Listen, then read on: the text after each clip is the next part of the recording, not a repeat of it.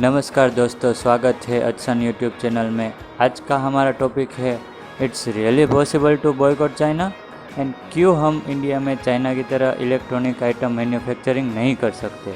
So let's start it.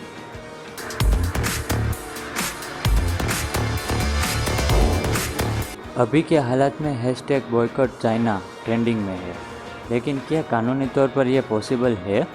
First of all हम बात करते हैं WTO के बारे में। WTO मतलब वर्ल्ड ट्रेड ऑर्गेनाइजेशन। ये एक 164 कंट्रीज़ के मेंबर वाला ऑर्गेनाइजेशन है, जहाँ पर इंटरनेशनल बिजनेस के लिए रूल्स एंड रेगुलेशन बनाए जाते हैं। इंडिया 1 जनवरी 1995 और चाइना 11 दिसंबर 2001 को WTO से जुड़ा। इंडिया 8 जुलाई 1948 को GATT से जुड़ा। GATT मतलब general agreement on tariffs and trade. WTO GATT के अंतर्गत एक ऑर्गेनाइजेशन है। WTO ऑर्गेनाइजेशन के ट्रेडिंग सिस्टम के कुछ प्रिंसिपल्स है। पहला, ट्रेड विदाउट डिस्क्रिमिनेशन, यानी कि बिना भेदभाव के व्यवहार। MFN यानी कि मोस्ट फेवर्ड नेशन और WTO रूल्स के तहत एक देश आमतौर पर अपने व्यवहारिक भागीदारों के बीच भेदभाव नहीं कर सकते हैं। किसी को एक विशेष एहसान, जैसे कि उनके उत्पादनों में एक के लिए कम सीमा शुल्क प्रदान करें, और आपको WTO के अन्य सभी सदस्यों के लिए ऐसा ही करना होगा। दूसरा, predictability through binding and transparency, यानी कि भविष्यवाणी, बाध्यकारी और पारदर्शिता के माध्यम से हम एक वचन से बंधे होते हैं, जिससे देश की स्थिरता बनी रहती है। जैसे कि अगर हम एक देश के साथ MOU साइन करते हैं, उससे एक देश में इंफ्रास्ट्रक्चर तैयार होता है, इससे जॉब क्रिएट होती है, देश की इकोनॉमी को एक नई दिशा मिलती है।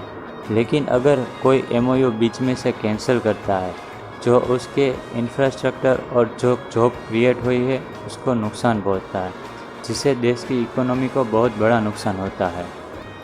अगर ये रूल्स हम ब्रेक करते हैं तो शायद हम WTO के मेंबर नहीं रहेंगे और इससे 163 देश के साथ बिजनेस रिलेशन टूट सकते हैं। हमारा बाहर के सभी देशों के साथ इंपोर्ट एक्सपोर्ट बंद हो सकता है, जिससे हमारी बेसिक नीड्स जो हम इंपोर्ट करके यूज़ करते हैं वो सारी बंद हो सकती है। हमारी इकोनॉमी पर भी उसका बहुत बुरा परिणाम आ सकता है। हमारे PM श्री नरेंद्र मोदी ने 16 मई 2015 को शंघाई में विजिट के दौरान चाइना में $22 बिलियन के MOU साइन किए थे। इसमें अब इंडिया की सिग्नेटरी जैसे कि अदानी ग्रुप, सन ग्रुप, विप्रो ग्रुप, भारतीय Airtel, government of Gujarat, Eros group, Jindal steel power limited, axis energy private limited, Infosys technology जैसी कई सारी कंपनी ने 26 MOU साइन किए थे। इन सब पर बॉयकॉट चाइना का परिणाम दिखने मिल सकता है। ये बात हुई कानूनी तौर पे हम बॉयकॉट चाइना नहीं कर सकते, और दूसरी बात है कि हम क्यों नहीं बड़े स्केल पर इलेक्ट्रॉनिक सामान नहीं बना सकते। Why we are not manufacturing electronics item in big scale in India like China? इसका मेन कारण है electronics need rare earths. USGS यानी कि यूनाइटेड स्टेट्स जियोलॉजिकल सर्वे के अनुसार रेयर अर्थ के प्रमुख स्रोत खनिज बस्तरनासाइट, मोनाजाइट, लोपराइट और लेटेरिटिक आयन मिट्टी है। रियल अर्थ के अद्वितीय गुणों के उपयोग विभिन्न प्रकार के अनुप्रयोगों में किए जाते हैं, और ज़्यादातर इलेक्ट्रॉनिक सामान में। रेयर अर्थ की demand day by day increase हो रही है, जो नीचे टेबल में आप देख सकते हैं। वर्ल्ड में रेयर अर्थ का प्रोडक्शन एंड रिजर्व की डिटेल ये टेबल में आप देख सकते हैं। ये डिटेल 2018 और 2019 के डेटाबेस पर है।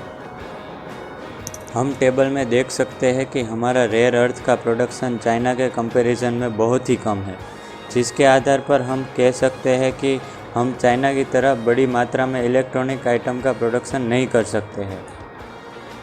आखिर में एक बात कहना चाहता हूँ कि इंडिया में इलेक्ट्रॉनिक इक्विपमेंट की मैन्युफैक्चरिंग डिफ़िकल्ट होगी, लेकिन इंडियन गवर्नमेंट इसमें मेक इन इंडिया प्रोजेक्ट के तहत इसको आगे बढ़ाने में मेहनत भी कर रही है।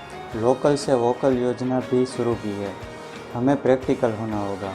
एक फ़ोन और TV तोड़ने से इसका सॉल्यूशन नहीं मिलेगा, लेकिन जिस चीज़ में ऑप्शंस अवेलेबल है उससे तो एक्सेप्ट करें। हम बॉयकॉट चाइना ऐप्स कर सकते हैं, ये पॉसिबल भी है। हमारे पास ऑप्शंस भी है। Be practical. धन्यवाद।